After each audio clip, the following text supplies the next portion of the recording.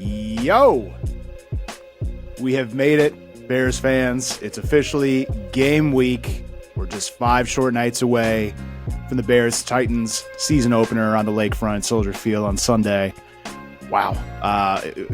It's been a long summer. It's been a long time away from meaningful NFL football. It's been a long time going back and forth on the debates of the Justin Fields versus Caleb Williams and where will this team turn. It's been a long time since the draft in April, and we finally have arrived at the destination we have been waiting for so long. Welcome into the podcast. I'm John Prisnowski. This is the Bear Necessities podcast. I just wanted to give my thoughts and come on here, just kind of give my thoughts overall about how I feel about where the team's heading right now into the game one and heading into just this season in general and where things are at. We're also going to talk about the Hard Knocks finale last night. It was a great episode. Loved the ending. HBO did a phenomenal job. That little montage with the Chicago song heading into the outro. I absolutely loved that. And then we're going to give my bowl team predictions, some things that I foresee happening this upcoming season. And then, of course, the overall season prediction where I think the Bears are going to ultimately fare and where they're going to end up record-wise. But let's just get to it. I wanted to know how you guys are feeling right now heading into Sunday's game. Like, what are some of the words? How are you guys actually feeling? I truly feel around the start of September, most Bears fans, including myself, we always have that sense of optimism. We always are looking glass half full, but there's always lingering questions like, is Justin Fields going to be the guy? How will this offensive line fare? Is there enough on defensive line? There's always going to be lingering questions heading into the new year. But this is the first season I can truly say in quite some time that my emotions are a relaxed state of mind, and I'm thinking positive. Like, for once, this truly feels to me like a fresh approach. And this seems like a team that was built to sustain something, whether it's this year or this is long term. Like, this roster has been built the right way. It's been a smart approach by general manager Ryan Poles. And I think that's something we really haven't been able to say as Bears fans, like, really ever in my lifetime. Like, something is brewing here. I haven't felt this at comfort with where the franchise is heading probably since, Lovie Smith was here. I mean, you can feel it. There is a buzz and energy around this city, around Chicagoland, that's been missing for quite some time. Like, the Cubs and the White Sox, like, I feel like everybody is over baseball season, and we've just been so patiently waiting for football to arrive to give us some sense of hope that, like, there is one Chicago team that is ready to compete and it is hungry to be a winner in this town. Sports in general haven't been so kind to Chicago the last couple of years. It's been rough, and I truly believe that sports fans in this city are waiting for that breakout team, and a lot of people think it's going to be this Bears team, myself included. I would be lying to you if I said I wasn't just a little bit nervous for Sunday. And although one game, the opener, doesn't dictate necessarily how the whole season's going to go, in my opinion, this is a must-have game. This is a must-win game. Matt Eberflus better have his team ready. They better have his guys ready to go. I don't know if I can handle another embarrassing home opener like we had last year. Like, I don't know if I can do it. Now, I'm not here to tell you that Tennessee is going to be a cakewalk. I think the average NFL fan doesn't realize they have a pretty good roster. Like, they have acquired a lot of talent this offseason. They have added to the defense. They have a really good wide receiver core. Tony Pollard is a pretty good NFL running back. They have beefed up their offensive line. How far will second-year quarterback Will Levis take them? That remains to be seen. I love that this game is at home. Like this would be a different matchup if the Bears were in Nashville to start, but they're here on the lakefront at home. I think we match up really well with this team. Like, how will their secondary be able to stop Keenan Allen, Rome Odunze, and DJ Moore and the rest of the offense? That's what I'm looking at. And I'm going to throw a hypothetical question out here. If Caleb Williams and the Bears were to have a successful season this year, but it meant for them to lose their first game, would you guys be okay with that? Like, could you live with that? Could you live with the Bears dropping this first game to the Titans, but then going on to having a successful season? I feel like it'd be tough. The easy answer is yes, of course. Like long-term success and the whole season, doesn't dictate just one game. But I feel there's so many of us out there that have been waiting for so long for this breakout game and this breakout team that we think we have, waiting in the wings here. And this team has burned us before, and there's no guarantee they won't burn us again. There are stats out there that no rookie quarterback has won. No number one rookie quarterback, number one overall pick rookie quarterback has won their first start in the last, I don't know, 10, 12, 15 years, something crazy like that.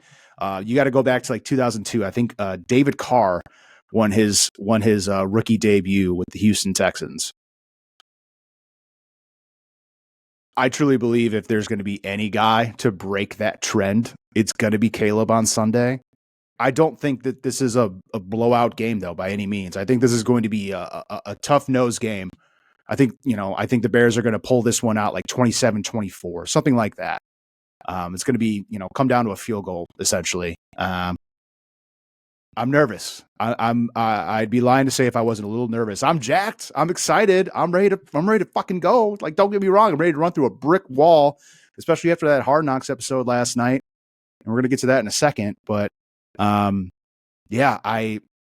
really, really interested to see how Sunday goes. And I'm a little nervous, but I'm more excited than anything, and I'm more relieved. I feel like is another word to just kind of associate with how I've been feeling lately. I'm relieved because it seems like we finally have a plan in place. There's no, well, what if this happens or what if that happens? And we're already looking ahead to next year's draft. No. I feel like those days are over. We have something here, and we might not see the most amazing results in the first year of Caleb, but I think we're going to see that the Bears are going to be around for some time. And the typical, oh, you're playing the Bears, oh, this will be a pushover game. No. No. I think the Bears this year are going to put some respect back in their name, back in this franchise where they belong. And this isn't going to be an easy win for any team playing Chicago. This year they cement the flag and saying, hey, the Bears are back. Let's talk about the Hard Knocks finale last night. The first thing that I took away from episode 5 last night, I don't think we deserve Ryan Poles, at all. At all. Not only is Ryan Poles a great general manager, the guy's an even better person. When they showed him getting emotional after cutting Adrian Colbert, I mean, man, that got me. That got me good. We really have no idea how hard some of these guys work. Some of these third, fourth, fifth stringers just to make the roster, just to give it their all, to keep their dream alive of playing in the NFL. And it was a really good reminder, at least to me, that these guys are human too, they have emotions, they tear up, they bleed like you and me bleed, they're not just NFL players, they're not just robots making millions of dollars. There is emotions that go through this. And it was really powerful seeing Ryan Poles have to step away before cutting a guy that he truly believed deserved to be on this team. It was a powerful scene, a powerful moment, and it was just awesome. And again, you can't argue. Ryan Poles is probably the best thing that has happened to this franchise in several years. And last night just showed just how great of a guy he is, and great of a man he is. And it's more than just football. Like it's a brotherhood, and just a powerful scene. I think it's been well known that I'm a Velus Jones defender. Like I'm like one of the few out there. Last night though, like Velus got his flowers and then some, and I feel like literally everyone on the coaching staff. And like my good friend Jack Lomax says, he's not the second coming of Jesus, but that's what it seemed like last night. You know, when you see Chad Morton, Jennifer King, the running back coaches talking about him, you know, at the end of the day, Velus has the explosion. He has the speed. He has good vision, in my opinion, but he still needs to do the little things right. And he needs to be depended on with the ball in his hands. And he has yet to show that consistently. I'm defending what I think his potential can be, and clearly that's why he still is on this roster. But to act like, you know, he's going to, you know, blow the league apart this year, I think we need to pump the brakes. I thought that was a little much from last night. One thing I did think was awesome, obviously the Caleb montage and the cool edits of HBO, just showing him just rep after rep and, you know, transitioning the shot. That was awesome. So cool. It's been all over my Twitter feed like all night and all morning here. We finally got our Montez Sweat audio, him giving pointers to Austin Booker on pass rush moves. That was awesome. I mean, I've been waiting for it. I've been pounding the table. Like, can we please show Montez Sweat just a little bit? I'm sure he probably didn't want to be a featured guy on the season, and that's fine. It's all good. But we finally got a little audio from Montez. Thought that was great. Did anyone find it odd that they showed Austin Reed coming back onto the practice squad, but not guys like Theo Benedict and Colin Johnson, the wide receiver? I mean, they told Theo Benedict he was going to come back on the practice squad, but they didn't really show that transition like they showed Austin Reed. Like, am I reading too much into that? Also, no love for my boy, Reddy Stewart, who I thought had a tremendous preseason. Those 2 interceptions in Kansas City the other week. Whew. Like, where's the love for my boy, Reddy? Come on. Overall, I love this year's Hard Knocks. I really did. I think they really played into like the emotional part more than in years past. I do think the McCaskies kind of went over the top a little bit and kept it more clean than how I had wanted. You know, in years past, not only are guys swearing and cussing, but like you get to see like the bloopers at the end of each Hard Knocks episode. Like blooper reels of guys like messing with the boom mics and like pointing at the camera in the film rooms and stuff, like just goofing around a little bit more. And we really didn't get to see that, and it's not like it ruined the experience for me, but it was very clear and evident that the Bears like really had more of a say in terms of what went into each episode than previous seasons. And it's not necessarily a bad thing. It's just something I've noticed. And football, you know, at the end of the day, is a violent sport. I wanted to show more passion on the football side of things, and we got to see a little bit of that, but in my opinion, I wanted a little bit more. Last night was my second favorite episode. That nothing beats that third episode. That third episode, like that was football cinema. That was phenomenal. Great. I want to get to my bowl team predictions before we just, you know, cap the show off and give a full season record prediction. And again, you're listening to the Bare Necessities podcast. I'm John Presnowski. We're on Apple Podcasts. We're on Spotify. Please like, subscribe, give me a review. It helps. It really helps trying to grow the YouTube channel, trying to get more content out there this year. All the help in the world. I really appreciate you guys. So a couple bowl team predictions of mine. And I'm not saying that this is going to happen. I just have a hunch that this is what's going to happen. So don't quote me on any of this, okay? I think DJ Moore leads the team in receptions and yardage this year, followed by rookie Rome Odunze and then Keenan Allen. DJ Moore is going to retire a Bear. You heard him say it in the Hard Knocks finale last night that he just bought a new house. Him and his wife are expecting their third child. Congrats to them. Love the Moore family. And I think he's going to settle into Chicago and be one of the best Bears receivers of all time. I really do. It certainly seems like that. And he goes about his business the right way. Talk about Ryan Poles being a great man, a great person. DJ Moore, another one of those guys. I think the Bears make a splash at the deadline and acquire more talent on the defensive side. They still have some financial flexibility to add on the roster. Don't be surprised if Poles makes a move during the season. I mean, he's done it for 2 straight years now. Like, it would not surprise me if he went out and got a guy at the deadline to help this team. He did it last year with Sweat, and look what it did. My final prediction, and I feel like I'm not alone here. I truly feel he has the opportunity to do something special in this town. Caleb Williams is going to win Offensive Rookie of the Year. It's a no-brainer. The talent around him, it's as good as it's ever been for a number 1 overall quarterback. The mental toughness, the ability to extend plays with his legs, how he reads through his progressions. But more importantly for me, it's like the little things, how he studies the game, how he approaches every snap, every read, every coverage.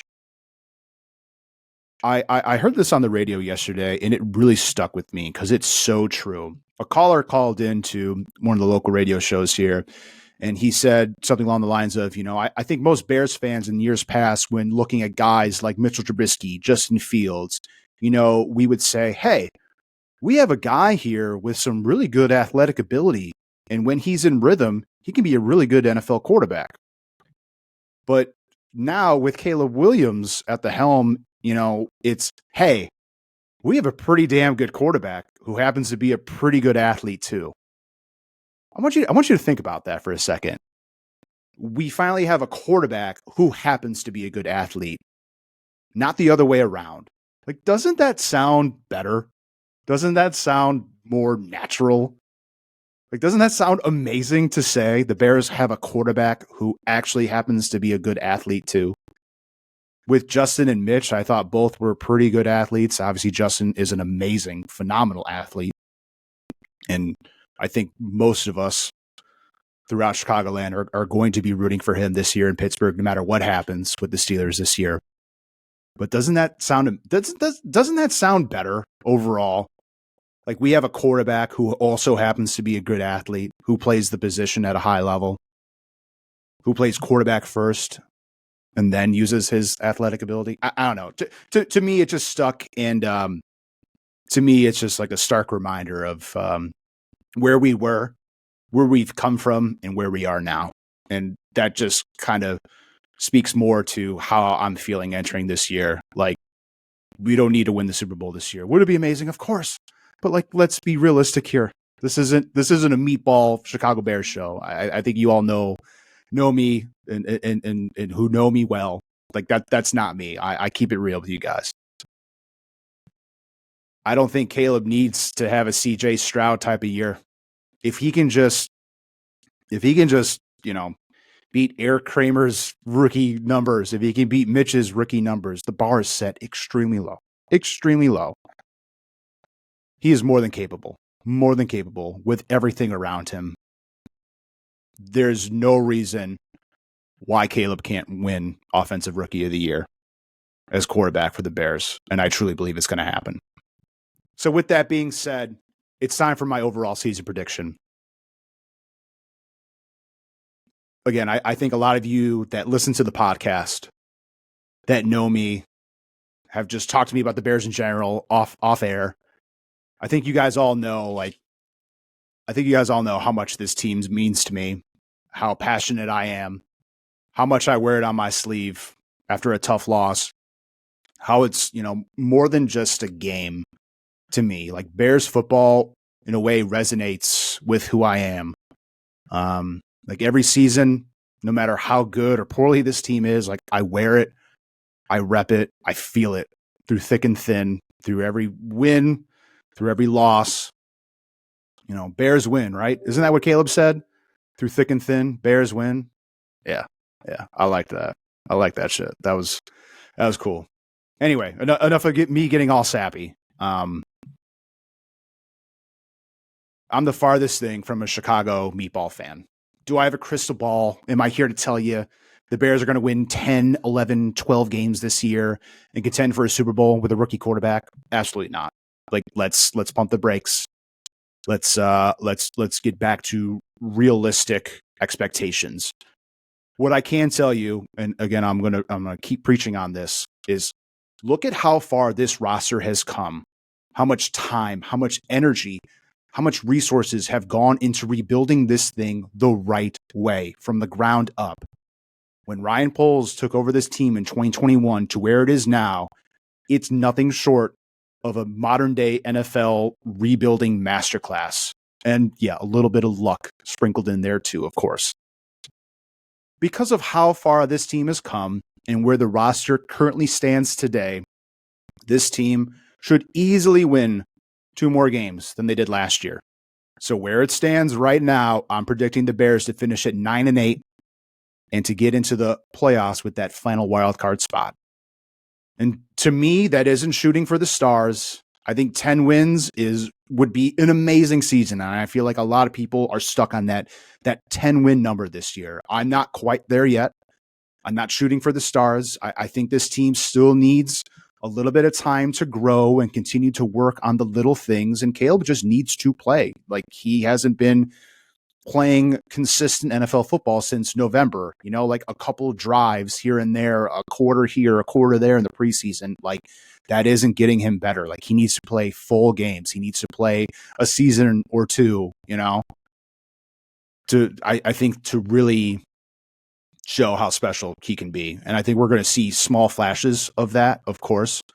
But we need to see it on a consistent basis. And the more he plays, the more better it's going to be. Absolutely. So that's where I truly think this team is heading. They're not world beaters yet, but the Chicago Bears are back. Like, they're coming. You better put some respect on their name. The Bears are coming. I don't think they're going to win the division. I don't think they're going to contend for a Super Bowl this year. But this isn't your little cousin, your little brother Chicago Bears anymore that you can push over and make fun of. Like, those days are over. Like, this team is on the rise. They are ascending and trending the right way. And I'm excited just as much as you guys are. I am jacked for this season. Something is brewing. Something positive is happening. We all know it. It's up to this team to move forward and show it.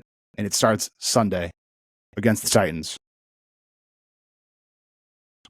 Thank you guys for listening to the podcast. Again, go check me out on YouTube, Bare Necessities Podcast. It's a little weird. Every time you go to YouTube, you search Bare Necessities, it's going to autocorrect to BARE, like the Bare Necessities from Jungle Book. Trying to figure that out, but please give me a like, subscribe to the channel. Really, it means the world. Also, of course, we're available on Apple Podcasts and Spotify. Please listen, subscribe, like, review. It all helps. So, again, we made it just a couple short sleeps away, and we get real Bears football this Sunday. Thank you guys for listening so much. Be good, be well, and don't forget to bear down. Thanks, guys.